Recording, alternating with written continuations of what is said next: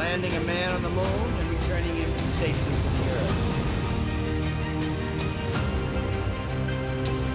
Tranquility Base here. The Eagle has landed.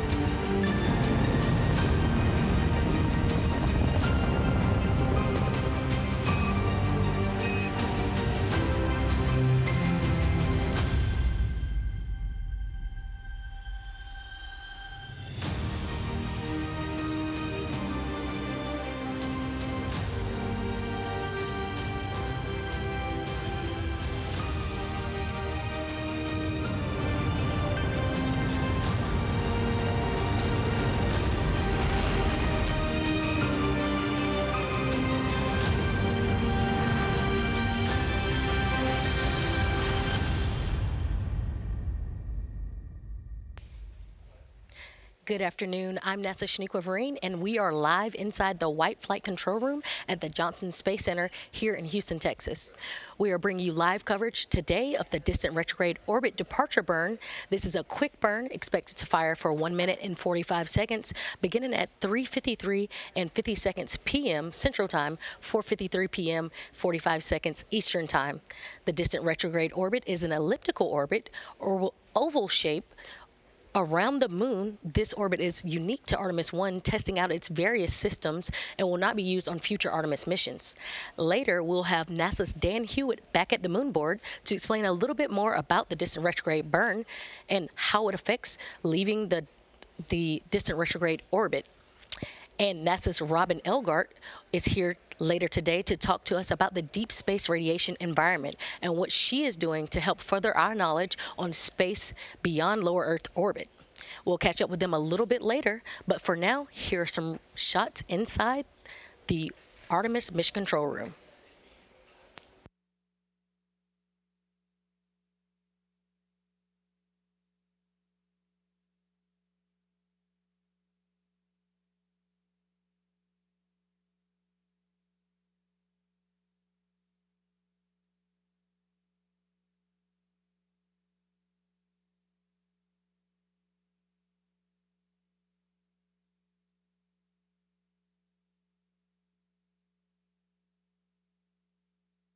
And we're hoping for some views from Orion a little bit later.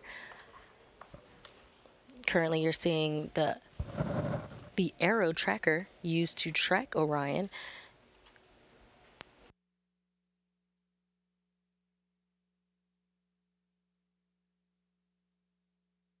Seeing current velocity, distance from Earth, and distance from the moon.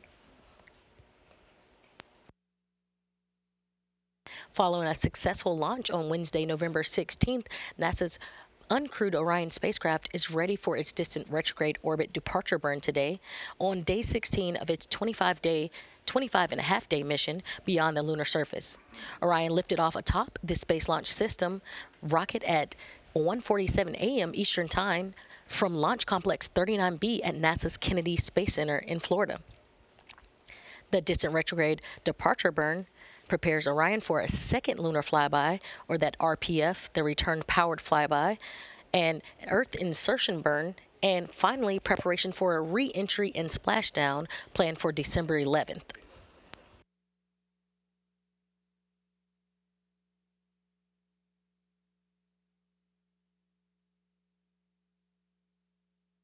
So as we recap some of the milestones thus far for Orion, on November 21st, Orion performed an outbound powered flyby burn, the first of two maneuvers required to enter DRO, or the distant retrograde orbit, the second being the insertion burn that happened later that week on November 25th. At the time of the outbound powered flyby, Orion was just 81 miles above the lunar surface. Throughout the mission, the spacecraft performed a series of outbound trajectory correction burns to put Orion in the proper configuration to enter the distant retrograde orbit. So remember, 81 miles above the lunar surface on November 21st, and by November 22nd, Orion exited the gravitational sphere of influence of the moon and was at a lunar altitude of nearly 40,000 miles.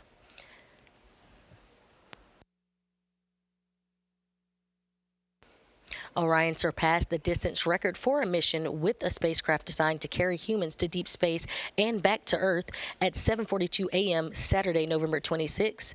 That record was set during the Apollo 13 mission at 655 miles from our home planet.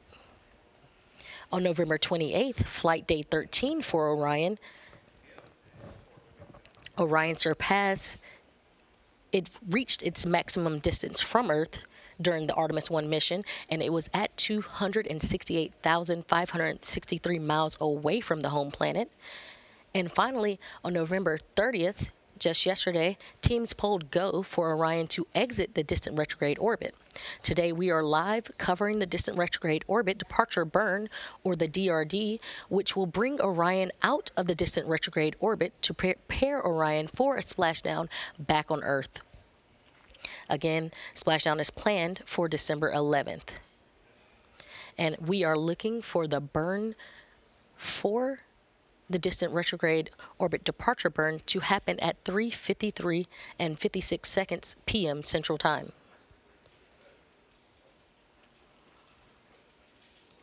Again, let's get a little insight from NASA's Dan Hewitt at the moon board. It's been a fantastic mission, but all great things must come to an end. It is time for Orion to leave its orbit around the moon and come home. So we are getting ready for distant retrograde departure. This is going to be a firing of those engines on the European service module to actually commit us to leaving the lunar orbit and coming back towards Earth. So we're again going to be using that large main engine to start to swing us back in close so we can do essentially a slingshot around the moon. We'll be dipping in again for another powered flyby, this one called the return powered flyby, which is really going to kind of fine tune our path back towards the atmosphere. But the one really committing us to come home is going to be this one that's coming up, this distant retrograde orbit departure. So for Orion, it's going to be farewell to the moon until it starts making its way to us back here on planet Earth.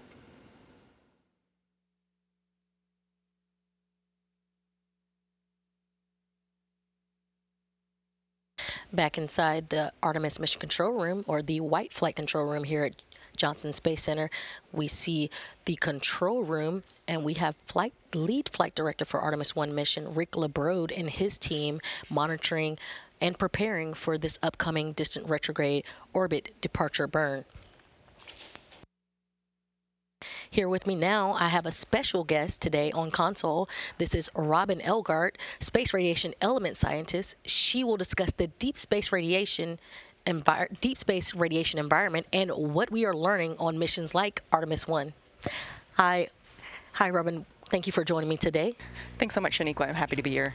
And can you tell everyone what a space radiation element scientist is? Of course. So as a space radiation element scientist for the Human Research Program at NASA, I am responsible, along with my excellent team, for developing and executing a robust research strategy to understand, characterize, and hopefully mitigate the health impacts to humans from the space radiation environment. And so when we talk about space radiation, why does NASA care? Well, turns out space is a radiation environment, and so our astronauts are actually radiation workers. And so that means that we know that radiation is a health hazard for them, and we need to do our best to characterize that and mitigate that. And so this radiation comes from 3 different places in our universe. First, we have our galactic cosmic rays. Galactic cosmic rays are theorized to be the result of stellar explosions, where things like supernova are accelerating particles throughout the universe. Right? And so you can imagine how fast these particles are going. And then we have trapped radiation. Trapped radiation is actually a consequence of our Earth having a beautiful magnetic field, and it protects us from all sorts of things, but it also traps some of that radiation that's zipping around out in our solar system inside these belts, which are called the Van Allen belts. So those are these sort of donut-shaped rings around our planet. And then thirdly, and probably the most well-known, are solar particle events. And these are when the sun sort of belches out some extra solar particles and out into our solar system. Okay, and you mentioned solar particles. Can you explain a little bit of what those are and how they could affect the Artemis missions to come? Absolutely. So the sun is a giant rotating ball of magnetized plasma, which is sort of mind-blowing when you think about it. And it creates an incredibly complex magnetic field throughout our solar system and also on what we think of as the surface of the sun. And those some localized areas of the sun those magnetic fields in those localized areas can get really tangled up and entangled with each other. And that creates something that we all know of called sunspots. And you can actually see these with the appropriate kind of telescope from down here on Earth. These sunspots can create sort of active regions where the local magnetic fields are really entangled. And just like anything, you can, something that builds and builds and builds energy, at one point it just gives up. And so these magnetic fields, they break and they reconnect down into a lower energy state. That energy has to go somewhere. And so that energy is released at this huge amount of energy release, some of which can actually push particles out from the solar corona, as well as the particles out in the solar system, out into the solar system. And so that's what's called a solar particle event, when those particles are accelerated out from the sun out into the solar system. Awesome, and that is definitely something worth caring for. On Artemis 1, on flight day 13, on November 28th, Orion reached its maximum distance from Earth. Now, we know that that maximum distance was 268,563 miles from our home planet. How will being further from Earth affect our crew on future Artemis missions? That's a great question. So because those Van Allen belts that surround Earth and protect us from things, beyond those, the crew will no longer have protection from galactic cosmic rays, those particles that are accelerated because of supernova, or those solar particle events. So if there's a solar particle event headed your direction and you're outside the Van Allen belts, you have no protection from our beautiful, snuggly Van Allen belts anymore, right? And so them being further away from Earth means that in mission, real-time monitoring of the solar environment is really important, because if you are going to be exposed to these solar events, we have to have some way to shield it, because even though we can't shield from galactic cosmic rays, we can shield from solar particle events relatively effectively, and it doesn't take much. So our operational team, the Space Radiation Analysis Group, or SRAG, they've actually developed an awesome protocol, which is to build a storm shelter. And I think we have a great video that demonstrates what this looks like.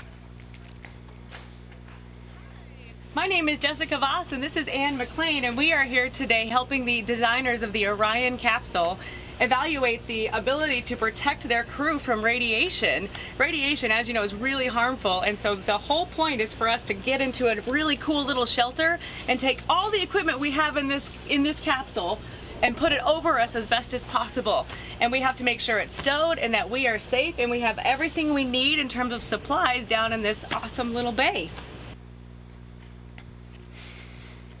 So you can see there, they build this basically is what amounts to a pillow fort, and putting all of that mass around them to keep those lower energy particles from solar particle events out of their little pillow fort there, and keep them sheltered from that storm.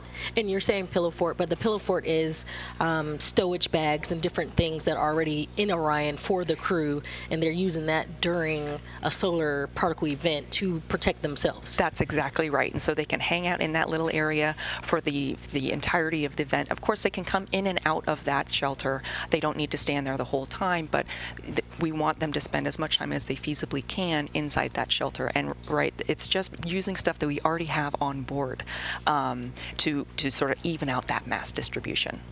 Gotcha. And so as far as protection goes, again, for our astronauts on future missions, we know this is an uncrewed mission, but future missions will have astronauts aboard. What can we expect beyond this for astronaut protection in terms of radiation? Great question. So like you said, this is, it's uncrewed, but even on these first short-term missions, we are still learning things about the radiation environment. We have a radiation detector up there now, HERA, which is constantly taking data right now, and we're actually seeing how those what makes that pillow fort. We have a sensor in there right now, and we can see that it actually is providing protection compared to the sensor that is outside of that bay when they transited through the Van Allen belts, because it's a similar type of radiation to solar particle events. But moving forward, the uniqueness of the space radiation environment really makes for a hefty challenge when it comes to doing research down here on the ground. So we don't have the same amount of protection strategies up in space as we do down here on the ground. Usually when you're in a radiation oncology department, you have time, distance, and shielding. Well, in space, you can't get away from the solar radiation and the galactic cosmic rays, and you can't really shield it either. So the only thing we have is time. But of course, if we're talking about a year mission to the moon, we're talking about 3 years mission to Mars, time starts to become a problem too. So that's where the space radiation element is coming up with new strategies of how we might be able to protect the crew, which includes things like health monitoring, early disease screening for the things that we are concerned about, including cancer, cardiovascular disease, immune changes, and potentially even neurocognitive defects, as well as looking for some sort of compound-based countermeasure that can help the body protect itself from that biological damage. We might not be able to stop the physics, but we might be able to help the biology. That's amazing. I know our crew will need to be protected from those rays as we enter into future Artemis missions. On our future missions, we talked about the protection, we talked about space radiation. Is there anything left that we didn't talk about that would be relevant to what we're learning about space radiation on this mission or even future missions that are planned? On this mission in particular, I really just want to give a huge shout out to our operational team, the Space Radiation Analysis Group, because they have worked so hard on getting their detectors up to speed, and they're really starting to see their models play out. They saw when Orion went behind the moon and came back out, and we finally got that signal again. Sure enough, there was a 30% drop because of the moon itself providing shielding to the capsule. And so just a really huge shout out to that team, because they have done an amazing work. They're working 24-hour console to support this mission, and they really deserve mad props. Thank you very much, and thank you, Robin, for coming and joining us here today, telling us a little bit about the deep space radiation environment and why it's important to the Artemis missions overall. Thank you so much, Shaniqua. Happy to be here. Thank you.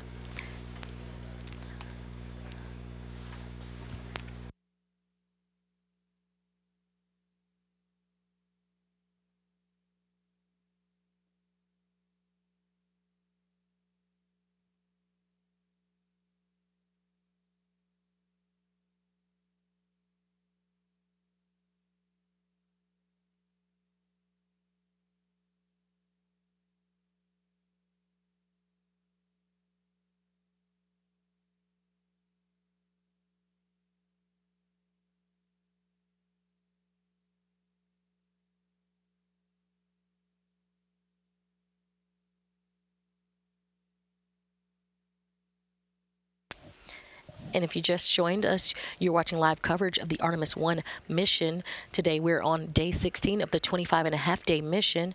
We are currently awaiting the DRD, or the distant retrograde departure burn. And we're looking for that burn to happen at 3:53 and 56 seconds p.m. Central Time, 4:53 and 56 seconds p.m. Eastern Time. So about 4.5 minutes out now from that burn.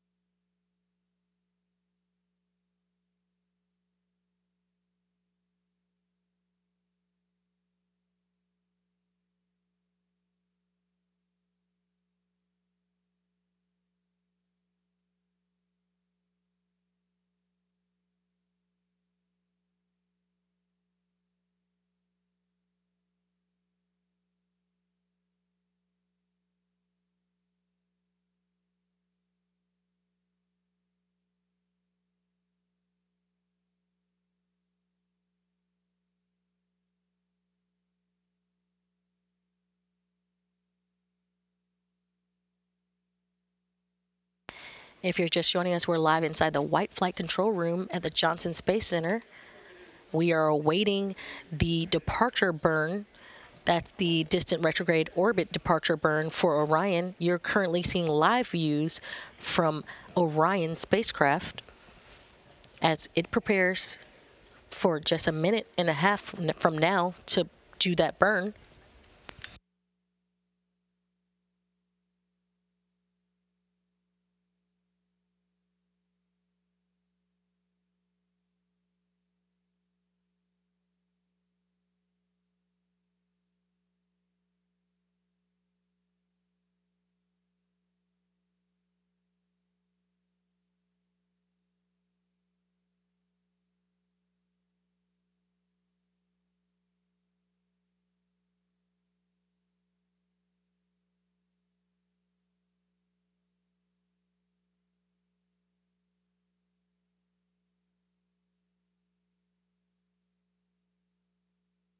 And just about 10 seconds away from that burn beginning.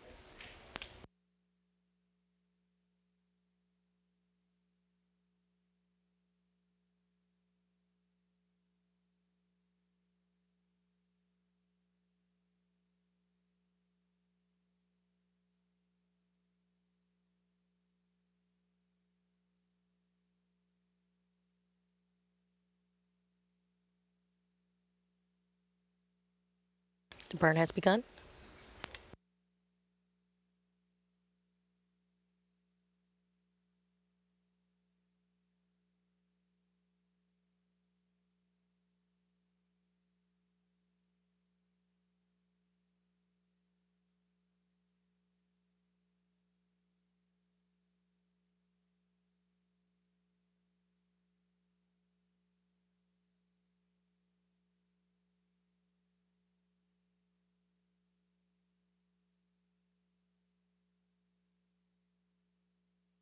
And we're halfway through the burn.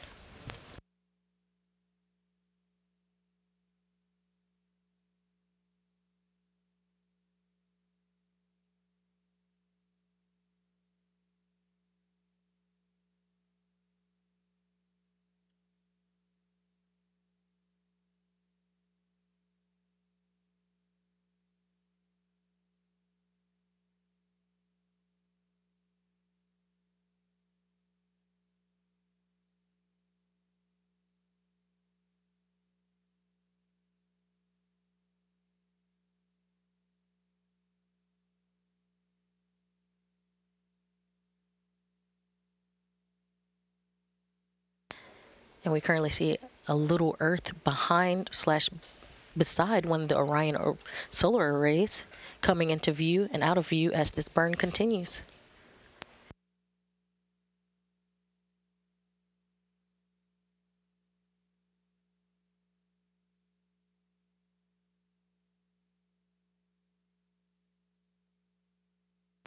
And a nominal burn has been called in the room.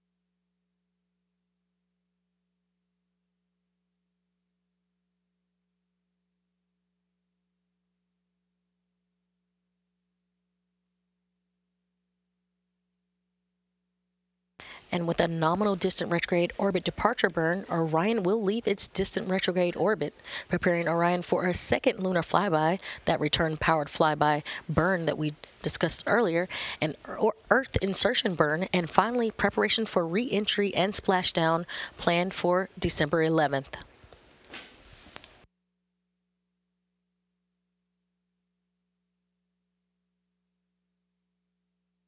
Again, Orion has had a nominal 1 minute and 45-second distant retrograde orbit departure burn. And with that, we'll wrap coverage for today. But we'll be covering the RPF, or the Return Power Flyby burn, live on air on Monday, December 5th. Again, that will be aired at 8:30 a.m. Central Time, 9:30 a.m. Eastern Time. And again, that is on December the 5th. Before we air that December 5th Return Power Flyby for Orion, be sure to check out live coverage of the U.S. EVA on December the 3rd. Showtime beginning at 5 a.m. Central Time, 6 a.m. Eastern Time.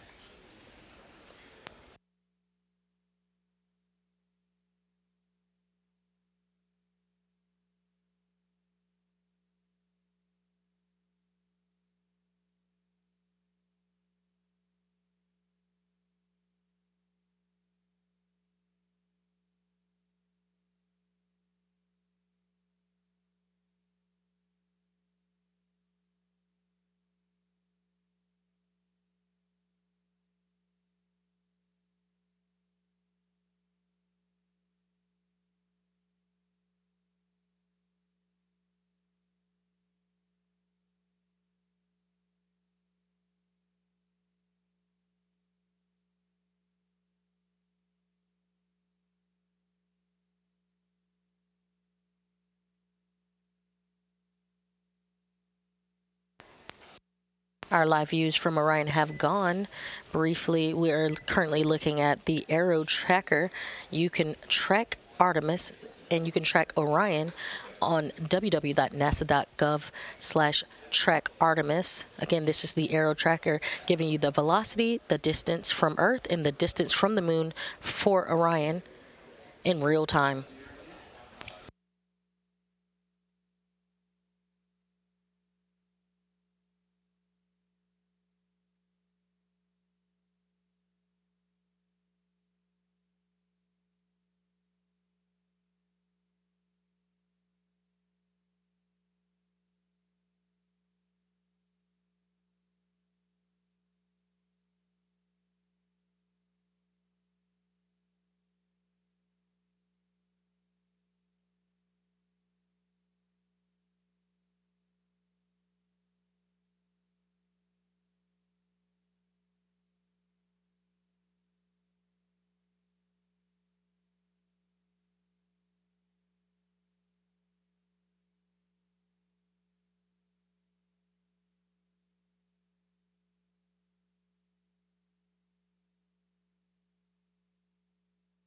Again, we had a nominal distant retrograde orbit departure burn. Orion will leave its distant retrograde orbit, preparing Orion for a second lunar flyby, an Earth insertion burn, and finally preparation for re-entry and splashdown planned for December 11th. That'll end our coverage there. However, we'll be covering the RPF burn live on air on Monday, December 5th, beginning at 8 a.m. Central Time, 9 a.m. Eastern Time. And before that burn coverage, we also have live on air Saturday, December 3rd, the U.S. Spacewalk 82, and that will start at 5 a.m. Central Time, 6 a.m. Eastern Time. And be sure to follow along with our daily blog posts as Orion continues its journey to the moon and beyond and prepares for its trip back home. Follow the blogs at blogs.nasa.gov/Artemis. Again, thank you for joining us, and that'll wrap coverage for today. This is Mission Control, Houston.